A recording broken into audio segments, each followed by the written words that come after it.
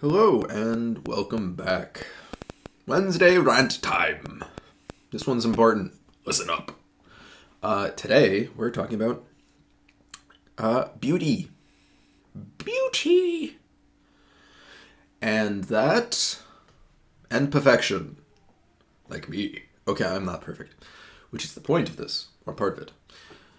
Something does not need to be beautiful or be perfect to have value. And that includes people too. First off, let's check this off before we go any further. Two things to get off the itinerary before we get any further. First off, no one's perfect. Everyone still has value is innate. Okay. People needing to be perfect, done. Because you have value, everyone has value, and no one's perfect. Done. That part is done. Well, I mean, we'll hold up. We'll get back to perfection again. Don't worry. However, I wanted to make sure that y'all was reminded that no one is perfect and they still have value. Okay? That includes you. Number two, I know, and I need to point this out, that I know recently I did a short.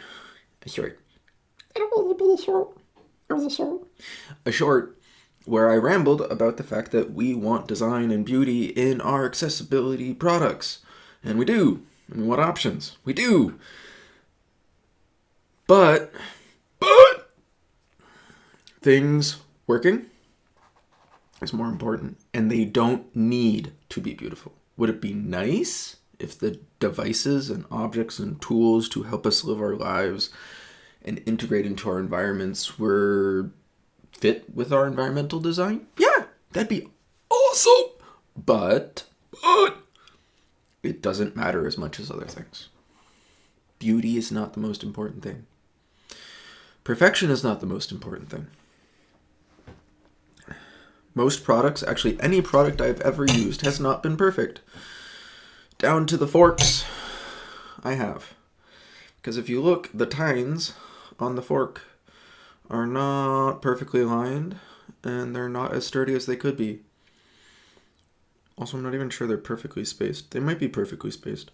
Anywho, the tines are not perfectly aligned. They're ever so slightly off, and depending on the fork you pull from the drawer, they might be more off than others. And you know what? They came that way. And these were part of a set that I think we got for our wedding, my wife and I. They're not going to be perfect. I wouldn't call these fancy, super beautiful. I mean, are they? They're not bad looking, and I don't think that matters either. I don't think appearances matter that much. Because they do what their job is. As a fork. It's a fork. Its job is to be a fork. And it does that. Even if the tines are off a little bit. I think that's what they're called. If I got the name enunciation wrong, the prongs, I'm sorry. That's semantics right now because the fork is less important than the concept of what I'm talking about. So, back on subject. The fork, not perfect. I've complained about the quick getting us back on subject, and I've mentioned before that, recap of the fact that while yes, it'd be nice for things to be beautiful in design for accessibility, it doesn't need to be there. Now, to the root of the matter. The real point of this is about two things. People and your work. You, the people you know and run into, and your work and their work. Doesn't need to be perfect, doesn't need to be beautiful. Because it probably won't be. That's the cold hard truth, is that it probably won't be, and you know what? That's more than okay.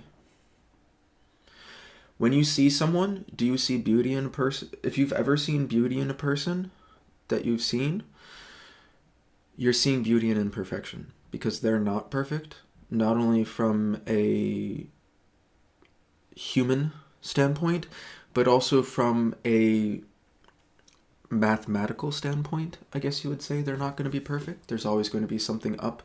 Our bodies are not perfectly symmetrical naturally, and that's okay. That's still beautiful. Trees, beautiful. Are they perfect? No. Hello, fly. What are you doing here? You weren't invited. Some might even argue that this little fly that has found its way somehow into my office, which I don't know how, it wasn't invited, and I clean up after myself. But it's the springtime, what can you do sometimes? Some would argue that fly is beautiful. Yeah, that's a thing. Why? Because it exists. Because it just does. It does what it do. And it's beautiful because of that. Flowers, they're beautiful. Are they perfect? No, they wilt. They die. They fall apart, even when they're kept in the ground or taken out of the ground. They can't self-replicate. They require help. Not perfect. Still beautiful. Cherry blossoms, not rose blossoms. Cherry blossoms of a cherry tree. Beautiful. Poisonous. Not perfect. They do their job for the tree quite well. But for us and others, they're pretty. Maybe. But they don't last. And the beauty doesn't really matter that much. What matters more is something. What is the point? People, our point is that we exist. We exist. That is sufficient. You exist. You're wonderful for it. You're valuable for it. Invaluable. Unreplaceable. There is no person, no object, no thing, no computer, no device, no tool that could replace you. The same goes for every person you run into in a day. As rough or broken or flawed as they may be, they still have a value. I mean, sure, we could go farther with the topic in that direction and have large debates about things. That's not the point. We're talking about average for the point of this video. You and most of the people you encounter and the work that you do, it's wonderful. It does not need to be perfect to have value. If you sit down and look at wonderful paintings by wonderful artists, there's flaws. Small? Sure. Flawed? Quite possible. Usually.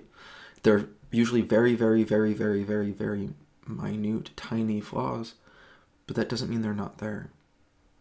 A tremor, a tremble, someone's face doesn't have an eye in the background. It's a small flaw. Someone might be like, well, it's really hard to do that. Yeah, but it's still a flaw. It's still imperfect because there are details that are missing because they can't be done. It doesn't mean it's not an important piece, even if it's not perfect. And the same thing goes for, like I said, beauty.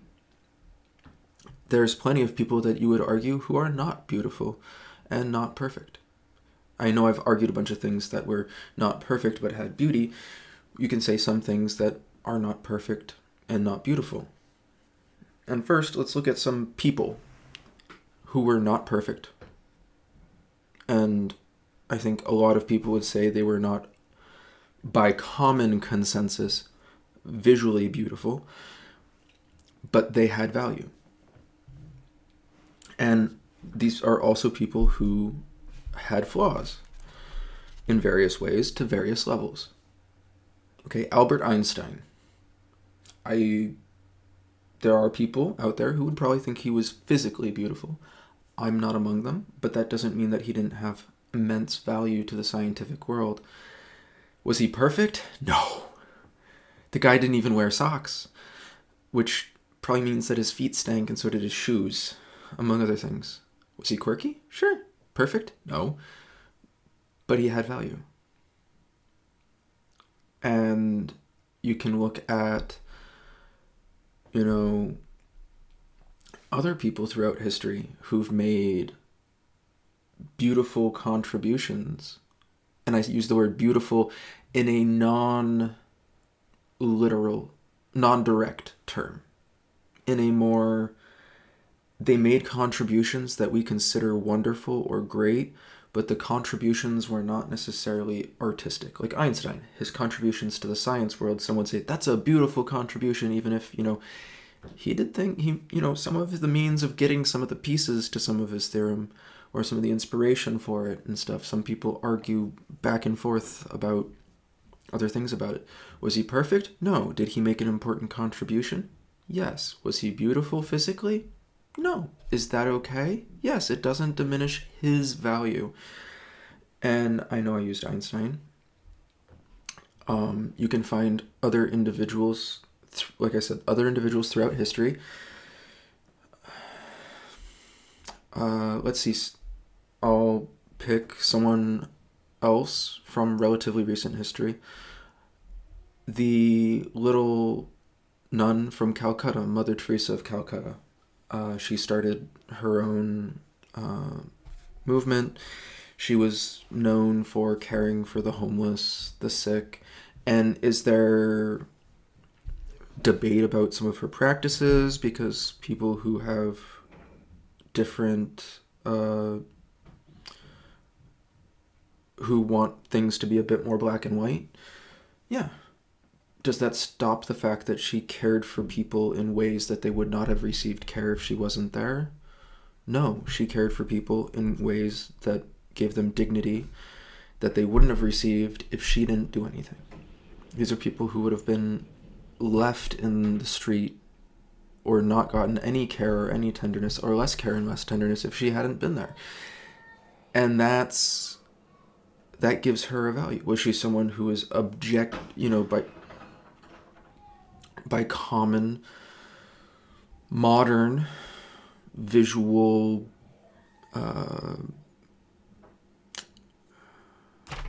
agendas, let's say, I don't have a word off the top of my head that I'm looking for, beautiful? Probably not, physically speaking. Did she have a beautiful heart and did she make a beautiful impact? Yes. All right. Now, these were big name examples of big people making big impacts. Let's dial it down. I'm sure you can think of people in your life who don't look perfect, who have made important, meaningful impacts to you, who are important to you, who, like I said, don't necessarily look, quote, beautiful, who necessarily aren't perfect. You've probably noticed a flaw or two in them, at least. But they're still important to you, which means they have a value. Maybe it's a grandparent. Maybe you think they look like an aged prune with mold. I don't know. Maybe it's a parent. Maybe it's an aunt or an uncle who you think looks like sun-tanned leather that's been bunched up in all the weird places. I don't know. Maybe it's someone you think just balded in a weird way. In a way, that's a visual imperfection to you. Maybe you just don't like someone's nose. Maybe it's me and you don't like my nose, but you feel like I'm making a nice impact on you. If that's the case, thanks. I know people who don't like my nose. That's okay. Why? Because not everyone's going to like everything about me. I'm imperfect. I still have value. Some people might think I'm beautiful. That's okay. Some people might not. I know people who don't. I know people who do. That's okay. I still have value. And that took me a long time to figure out. And it might take you a while too. And the same goes not just for us, and on a final, lesser note, it also goes for the things we make. Our art, our work. As a gamer, I don't know how many video games I've played that I've seen visual flaws with, that have had that are not perfect from a programming standpoint. I don't think I've ever played a video game that has been perfect from a programming standpoint in my last 30 years of gaming. And that's okay. I've enjoyed quite a few games. I mean, I wouldn't have posters on the wall for video games from, like 1990s, various 1990s games, to 2000s, to even more recent. If, none of these games were perfect. All of these have some kind of flaw, whether it be visual or programming or both. Actually, I think all of these have both, depending on who you ask. I like the art styles of some of them. However, flawed, beautiful, depends on who you ask. Flawed, I think everyone would agree all of these had bugs because it's part of the programming process. And that's okay. It doesn't diminish the value to someone or something. All of these have made an impact on my life. Otherwise, they wouldn't be on the wall. And including the ones that are hidden, by the way. Those are just hidden because kiddo. And it's, that's part of a game. And look at the books that have been written that have had maybe grammatical errors, maybe some kind of story thing you didn't find that fit you, but it sold hundreds of thousands of copies or millions of copies and it didn't fit you. You thought it was flawed. Yeah, sure, it can be flawed. I don't know how many big franchises have had continuity errors, even if they're just small ones. Star Wars. People argue about continuity problems. Maybe not. I don't know about Lord of the Rings. I haven't looked into if Tolkien made it, or if there's any continuity, minor stuff in there. I don't know. You have the Harry Potter franchise back when that was something, back in high school or middle school. Continuity discussions. You pick your franchise, somewhere in there it's gonna have some kind of, maybe, most likely, some kind of error, some kind of beauty flaw, some kind of continuity flaw. Is that a problem? It's a flaw, sure, but is it beautiful? I don't know, it's a bunch of words on a page. If that's beautiful, that's beautiful. But not to everyone. So to some people, it's just shapes on a page. Some people, those shapes are beauty.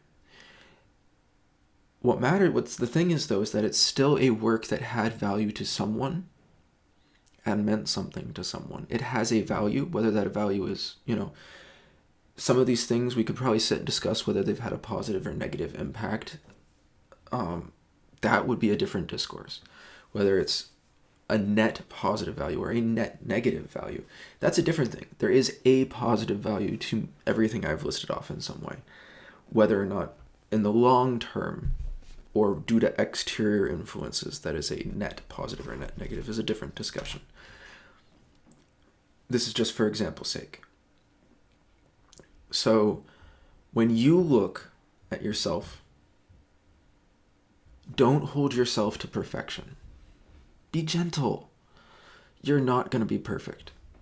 That's okay. Does it mean you can't improve? No, you can still improve. If there's a point you want to get to, you can get there. Don't beat yourself up. You can point out, okay, here's the thing that I made a mistake on. I can do a little better. Okay. But doesn't mean you need to stop your product and hold it up in limbo for forever because it's not perfect, because it won't be perfect, and that's okay. Even down to like my phone, it's not perfect. It's beaten up. It's lasted a long time. It's banged up. It's mangled. It doesn't necessarily do everything the way I like. That's fine. It does what it's still, as far as I'm concerned, a wonderful phone. It's not new. It's not fancy in my book, but it does what I need to do, and I like it. I know some people who wouldn't be able to tolerate it, and that's fine. Your work does not need to be perfect. You don't need to be perfect. You don't need to fit perfection, whether it's beauty or work or something. You can work to be a little better at something. That's fine. You can work to get your work a little better at something. Don't keep it in limbo. That's not fair to you. Don't keep it stuck in a perpetual cycle without pushing it out. That's not fair to you. You won't accomplish what you want to accomplish. Sometimes you just gotta give it a chance. Maybe that's a video for another time. Maybe that's for next week, about taking the chance when your work's not perfect. And that's okay. Be gentle to yourself. Because I'm not perfect, and I'm glad you're here. I don't know who you are, but I'm glad you're here. And whether or not you see the beauty in yourself, whether or not you see perfection in yourself, that's okay. You are beautiful. You have value, and that value cannot be taken away. You have importance, that can't be taken away. And you matter, and the things you do matter. The things you do have importance and value, even if they're not perfect or beautiful in the ways you wanted them to be from the start. That's okay. And you are loved, if no one's told you that today. All right? And if no one else is going to tell you they love you, then, I'm here, and I love you, friend. And you are worth it. Don't give up. Hang in there. Try and hope and have a moment to take care of yourself today, if you can. All right, this video's been a little bit longer than I hoped, and that's just the way it worked out. And I hope it made sense to you. Feel free to throw any thoughts in the comments, any questions or topics you'd like me to talk about. I'd love to hear it. I'm glad you're here, and I'll see you next time. Till then.